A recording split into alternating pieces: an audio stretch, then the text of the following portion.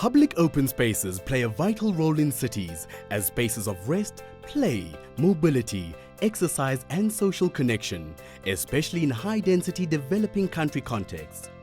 As in many South African cities, parks and other public open spaces in Johannesburg are affected by unacceptably high rates of crime and insecurity.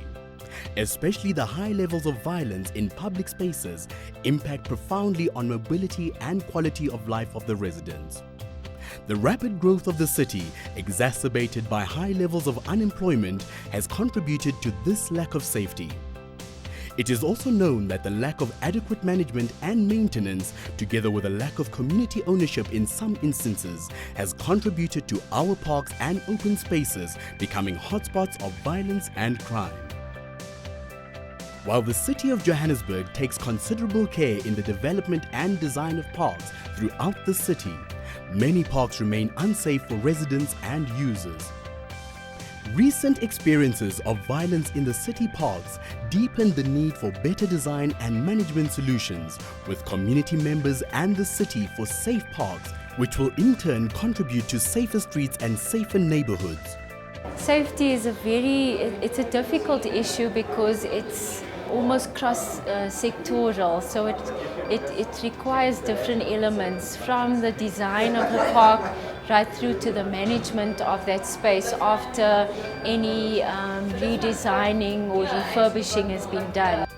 Through the support of the GIZ Inclusive Violence and Crime Prevention Program and UN Habitat, Johannesburg City Parks and Zoo, together with other city departments such as the Joburg City Safety Program, in the Department for Public Safety, the Johannesburg Development Agency, as well as the Inner City Office, selected M Street North Park in Doornfontein to demonstrate an integrated approach to park development and management with a strong focus on community participation.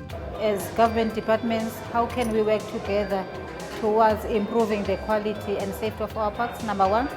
And number two, also how can we deepen citizen involvement.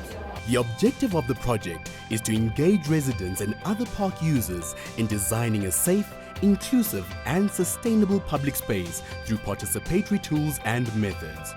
What we are doing is we are bringing the community to participate. We are dividing in different groups of people, and they are learning how to use the game, Minecraft, for the design of the improvement of the public space. We partnered with UN Habitat because they are using Minecraft video game as a tool, as a participatory tool to sort of involve communities.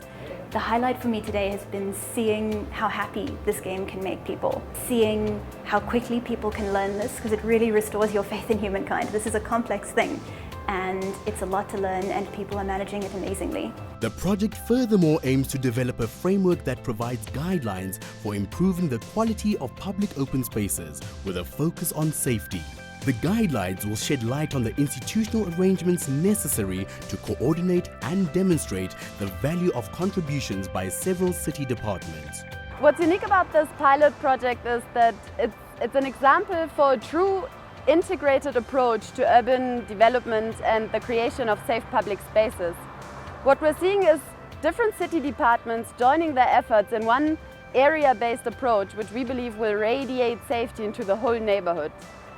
The learnings of the pilot project will inform the development of a park and public spaces safety strategy that will in turn support the implementation of Johannesburg's city safety strategy.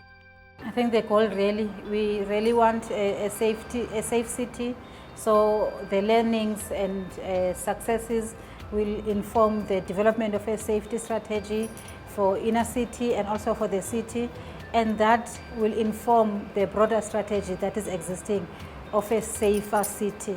I feel that this is going to help us even with the safety strategy for the inner city parks, and I would like to see this model spreading to all our future projects within the city.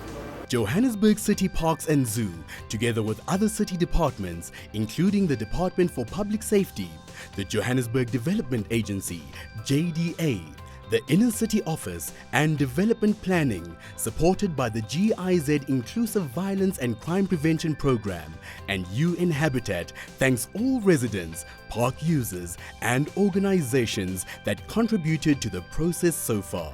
I would like to thank all the organizations which are involved for thinking about us. Thank you so much, I'm happy.